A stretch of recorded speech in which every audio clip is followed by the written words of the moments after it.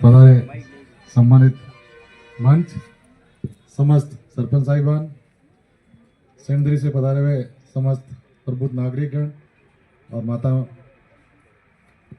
राज्य सरकार के इस 2 साल के पूर्ण होने पर आयोजित इस कार्यक्रम में आप सब पधारे।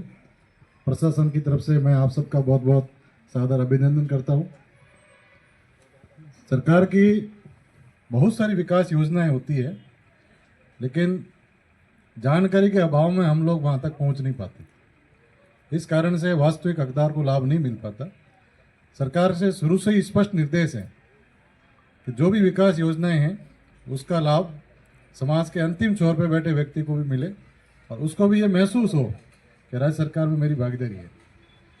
माननीय विधायक महोदय के निर्देश पर और श्रीमान जिला कलेक्टर महोदय के निर्देश पर हम लोग लगातार प्रयास कर रहे हैं कि हमारे उपखंड में जो भी गवर्नमेंट स्कीम्स है वो धरातल पे उतरे, और जो भी बीच में गैप है, सरकार की स्कीम में सब है।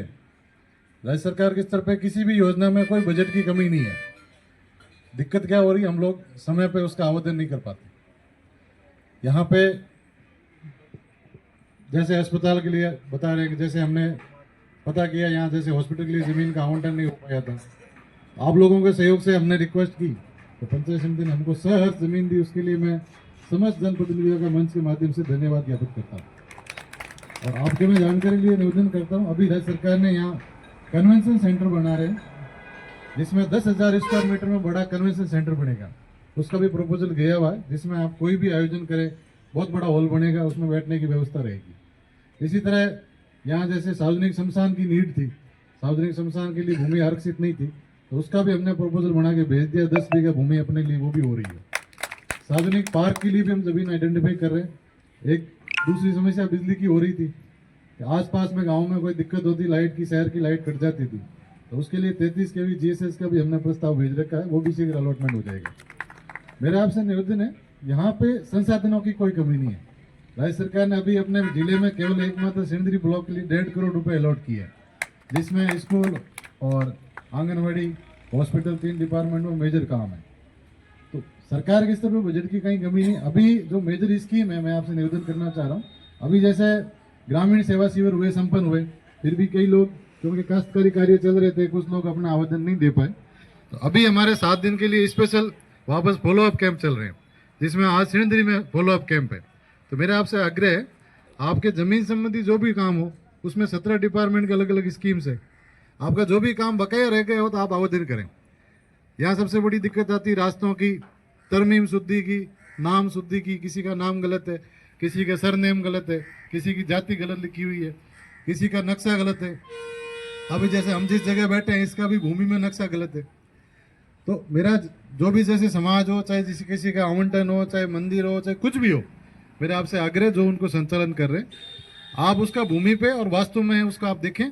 अगर आपको लगता है सब मौका और रिकॉर्ड में भिन्नता है, तो आप उसका आवेदन देवें, हम उसको नियम अनुसार कार्रवाई करके उसको शुद्ध करवाएंगे। दूसरा प्रॉब्लम आती है, साहब गेहूं नहीं मिलते।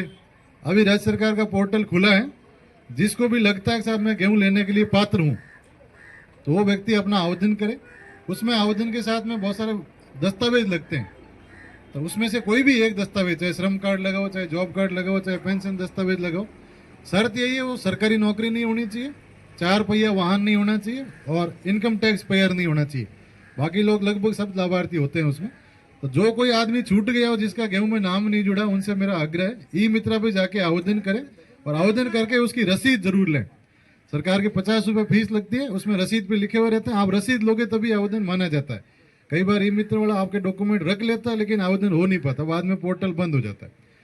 तो गेहूं के मामले मेरा आपसे आग्रह, पोर्टल अभी खुला है, जिसको भी आवेदन करना आप आवेदन कर दें।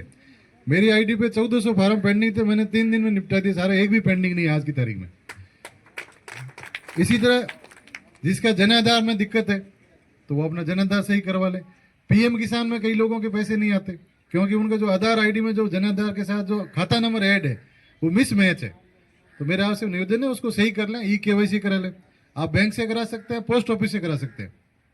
इंडिया पोस्टल पेमेंट बैंक में आपका बिना डॉक्यूमेंट खाता खुलता है, केवल आपका बायोमेट्रिक अंगूठा लगता है, आपको कोई भी दस्तावेज नहीं ले जाना है। आप नजदीकी डाकघर में जाके अपना खाता खुलवाएं तो आपका ई KYC हो जाएगा। और किसी भी सरकारी स्कीम का पैसा रुका हुआ आ जाएगा। आपको कोई दस्तावेज नहीं ले जाना, केवल व्यक्ति को जाना है, अंगूठा लग जाएगा, आपका हो जाएगा। इसी तरह कई लोग बुजुर्ग होते हैं, उनके अंगूठों के निशान नहीं आते, गेहूं नहीं मिल पाते, अब उनको जानकारी नहीं है, वो राशन की दुकान के चक्कर लगाते। उनको कुछ नहीं करना, एसडीएम ऑफिस में एक आवेदन देना है, कैसा मैं बुजुर्ग हूँ, मेरा अंगूठा नहीं आता इसलिए गेहूं नहीं मिलते, हम उसको बाईपास कर देंगे, बिना अंगूठे डायरेक्ट गेहूं मिल जाएगा। इसी तरह पीएम आवास की बात है, प्रधानमंत्री आवास में इस बार सरकार ने ये व्यवस्था करी है कि अगर आप अपने आप को पात्र मानते हैं, हम लोग आवेदन नहीं करेंगे, आपको स्वयं आवेदन करना है, आपके आवेदन पे हम लोग चेक करेंगे। तो अभी पोर्टल खुला है, जिसने भी आवेदन नहीं किया, मेरा सभी जनप्रतिनिधियों से आग्रह है कि आप ये बात फैलाएं। 2-3 दिन के लिए पोर्टल खुला है, जो भी पीएम आवास के लाभार्थी रह गए हैं गांव में, उनका आप आवेदन करवा दें, उसके बाद चेक होते रहेंगे, आप आवेदन जरूर करवाएं उनका। इसी तरह अभी मंगला पशु बीमा योजना है, आपने देखा होगा, पिछली बार लॉटरी हुई थी, इस बार लॉटरी नहीं है, पशुओं का बीमा सरकार कर रही है, निःशुल्क कर रही है। आपको आवेदन करना, और इस बार पहले आओ पहले पाओ आधार पर है, जो आवेदन पहले करेगा उसका बीमा हो जाएगा, फिर उसके बाद जो बाद में करेगा फिर उसका नंबर बाद में आएगा। इसी तरह सिणधरी कस्बे में नगर पालिका में बहुत सारे घुमंतु परिवार हैं, लगातार माननीय जनप्रतिनिधि महोदय विधायक साहब को वो ज्ञापन भी देते हैं, तो माननीय एमएलए साहब ने हमें डायरेक्शन दिया कि आप कैसे भी करो, इनको आपको अलॉटमेंट करना है। तो मैं आपको बताते हुए मुझे खुशी हो रही है कि हमने जमीन आइडेंटिफाई कर ली है और शीघ्र ही उनको हम पट्टे जारी करने जा रहे हैं। तो आप सबसे मेरा आग्रह यही है कि ऐसा कोई भी नागरिक जो सिणधरी नगर पालिका में निवास करता है और उसके रहने की जगह नहीं है कहीं भी, अगर उसका कहीं भी निवास करने योग्य भूमि नहीं है, तो आप हमें आवेदन दिलाएं उनका, तो हम उनको नगर पालिका से घुमंतु लोगों का निःशुल्क पट्टा देंगे।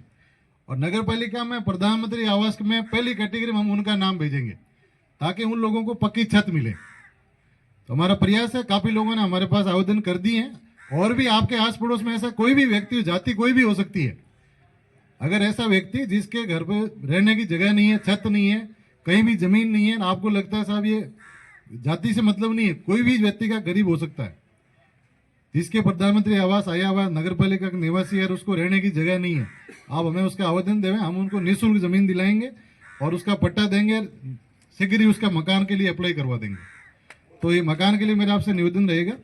इसी प्रकार यहाँ मैंने जैसे देखा, जैसे प्रागनाथ जी मठ है, बालाजी मठ है, कब्रिस्तान है, ऐसे और सारे काफ़ी सारे मंदिर है, तो उनकी जमीन में स्थिति और मौके की स्थिति में बहुत अंतर है। तो मेरा जो भी संचालन कर रहे हैं उनसे मेरा आग्रह है कि आप भूमि की जमाबंदी नक्शा निकलवाएं और वास्तविक अनुसार उसको सही करवाएं, ताकि अनावश्यक विवाद नहीं हो भविष्य में। तो आप लोग सब पधारे, और माताएं मैंने बता दी, जैसे पेंशन वाला है जिसके वेरिफिकेशन नहीं है, आप लोग पेंशन का वेरिफिकेशन करवा लें। मेरा निवेदन यही है, अभी जैसे नगर पालिका के स्पेशल कैंप है 7 दिन शहरी सेवा शिविर, तो जिनको भी पट्टे लेने हैं, जिनके पुरानी आबादी में निवास है, गोचर भूमि में पट्टे नहीं मिलेंगे, पुरानी आबादी भूमि में जिनके भी निवास है और नगर पालिका से पट्टे लेने चाहते हैं, वो व्यक्ति अपना आवेदन करें, तो उसकी नियमानुसार कार्रवाई करके हम पट्टे की प्रक्रिया करेंगे आगे। बिना आवेदन कुछ भी नहीं हो पाएगा, आप लोग जब आवेदन करेंगे तभी होगा। मेन समस्या गेहूं का मैंने आपको निवेदन कर दिया, पट्टों का निवेदन कर दिया, पीएम आवास सरकार ने खोल रखा पोर्टल, तो आप दूसरों के भरोसे रहेंगे तो कुछ नहीं होगा, स्वयं को खुद को आवेदन करना पड़ेगा। और इसी तरह जैसे ये स्ट्रीट वेंडर है, जो सड़कों पे जो लोग बिजनेस कर रहे हैं, उनसे मेरा आग्रह यही है, क्योंकि सिणधरी कस्बे के अंदर से राष्ट्रीय राजमार्ग गुजरते हैं, हाईवे के ऊपर हम लोग डायरेक्ट भूमि देने की स्थिति में नहीं होते, हमारे पास अल्टरनेट ऑप्शन है, हमारे पास वैकल्पिक व्यवस्था है। आप लोग आवेदन करें, जिसको बिजनेस करना है नगर पालिका में आप आवेदन करें, हम उनको जगह देंगे अल्टरनेट, बिना आवेदन की वो भी संभव नहीं होगा। तो आप लोग सभी आप पधारे, और कोई भी आपकी समस्या हो, आप लोग, हमारा ऑफिस हमेशा खुला रहता है, कभी भी आ सकता है, 9:30 से 6 बजे के बीच में कभी भी आए आप, कोई दिक्कत नहीं है। और आप लोग यहाँ सब पधारे, आपका बहुत बहुत स्वागत, और पुनः सभी का बहुत बहुत धन्यवाद।